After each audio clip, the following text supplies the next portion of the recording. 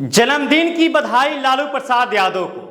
लालू प्रसाद यादव की जब जिक्र होगी तो दो बातें प्रमुखता से याद की जाएगी। पहला, सांप्रदायिकता के खिलाफ एक विकराल योद्धा, तो दूसरा जेल की यातना। जेल की यातना में हम चारा घोटाले की बात करते हैं। नमस्कार, प्रणाम, आप देख रहे हैं द पंचायत। मैं हूं आपके साथ आदित्य कुमार। वीडियो शुरू करने से पहले आपसे एक छोटी सी अपील करेंगे।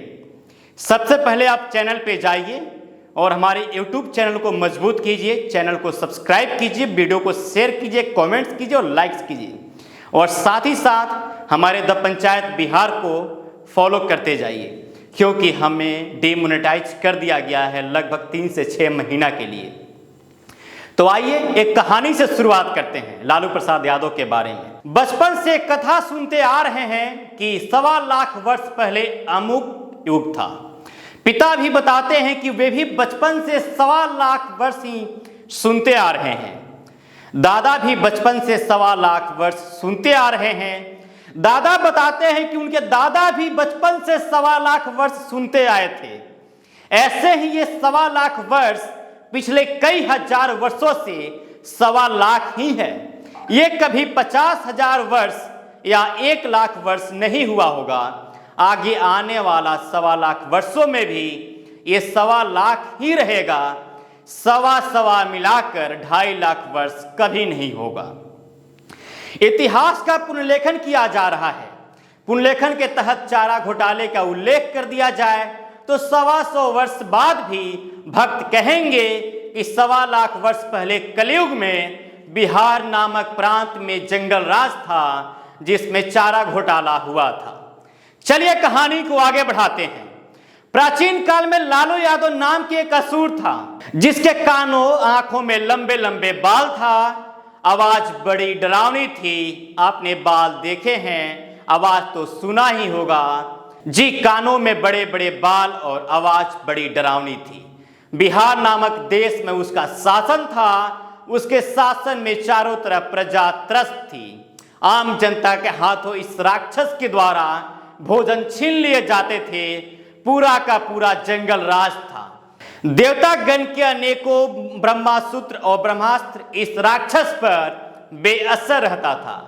कोई भी अस्त्र या शस्त्र इस लालू नामक राक्षस पर बेअसर रहता था। फिर हुआ क्या? सभी देवता मिलकर इस राक्षस का प्रभाव कम करने में कामयाब नहीं हुए। फिर देवतागण आपस में मंत्रणा मीटिंग किए और इस लालू नामक राक्षस से मुक्ति हेतु जजालय नामक यज्ञ किए। जी, आपने सही सुना, जजालय। इस यज्ञ से कई तरह बढ़के जज जन्म लिए। इन जजों ने मिलकर इस असुर लालू को जेल में डाला। बाकी की कहानी आधुनिक है, आप सब जानते भी हैं उसको। हम जंगल राज को 1995 में ले चलते हैं। उस समय एक हवा बनी कि लालू प्रसाद यादव के लोग बूथ कैप्चरिंग करते हैं। भला यह कैसे संभव हुआ होगा? सोचिए, जिस समाज को वोट देने का अधिकार नहीं, वो बूथ कैप्चर कैसे करेगा? दलित पिछड़े बूथ कैप्चर कब से करने लगे? तो दौर 1995। यह दौर चुनाव सुधार आयोग का समय का था। TN सेशन इसके रचयिता बने। एक खौफ कहा जाता है कि सेशन का प्रभाव इतना बड़ा था कि किसी का मजाल नहीं कि कोई पत्ता भी हिल जाए। कई चरणों में वोटिंग का प्रस्ताव दरअसल सेशन का विचार था। दरअसल TN सेशन का आना उस वक्त हुआ जब बिहार 1980 से लेकर 1990 तक बूथ कैप्चरिंग के अद्भुत नमूनों का सरताज बना हुआ था। यह राजद सुप्रीमो लालू प्रसाद यादव के सामाजिक न्याय के फलने फूलने का समय भी था। पिछड़ा उभार भी सर उठ रहा था। ऐसे में TN सेशन वर्ष 1995 में चुनाव आयोग की मंशा लिए आए।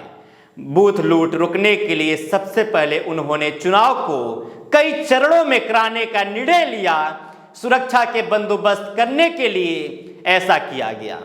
यहां तक कि 4 चरणों में कराए गए चुनाव के लिए कई बार चुनाव की तारीखों में बदलाव भी किया गया। पारदर्शी चुनाव के लिए केंद्रीय पुलिस बल का इस्तेमाल किया गया। अब लालू यादव यहां खेल कर गए। राजद सुप्रीमो इस बात को समझते थे कि बूथ कैप्चरिंग अधिकांश रूप से दबंग लोग करते हैं। उनके वोटर जो दलित पीड़ित हैं, उन्हें कहां बूथ कब्जा करने का सामर्थ्य है। बावजूद लालू प्रसाद यादव ने एक रणनीति के तहत टीएन शेषन को पिछड़ा विरोधी बताते हुए कहा कि वे ब्राह्मण हैं, इसलिए पिछड़ों की सरकार बनने देना नहीं चाहते। उन्हें छुट्टा सांड भी कहा। लालू प्रसाद ने तो यहां तक कह दिया कि इस सनवा के भैंसिया पर चढ़ाकर गंगा जी में हिला देंगे। लालू प्रसाद यादव के इस बोली से राज्य के दलित पीड़ित उत्साहित होते गए और स्वर्ण इस खुशी में निष्क्रिय हो गए कि शेषन तो है ही, बस हो गया खेला। दरअसल लालू के विरोध को बिहार के स्वर्णों ने इस रूप में लिया कि शेषन पिछड़ा विरोधी है और वे अपनी तमाम आक्रामकता को लेकर आश्वस्त भी हो गए। लेकिन जब चुनाव हुए तो पहली बार हुआ जब पीड़ित, दलित और पिछड़े को वोट डालने का अधिकार प्राप्त हुआ और फिर लालू प्रसाद यादव की बिहार में सरकार बनी। यह टीएन शेषन के प्रयासों का नतीजा था कि दलित पीड़ित पोलिंग बूथ तक पहुंचे और लालू यादव के पक्ष में जमकर वोट डाले गए।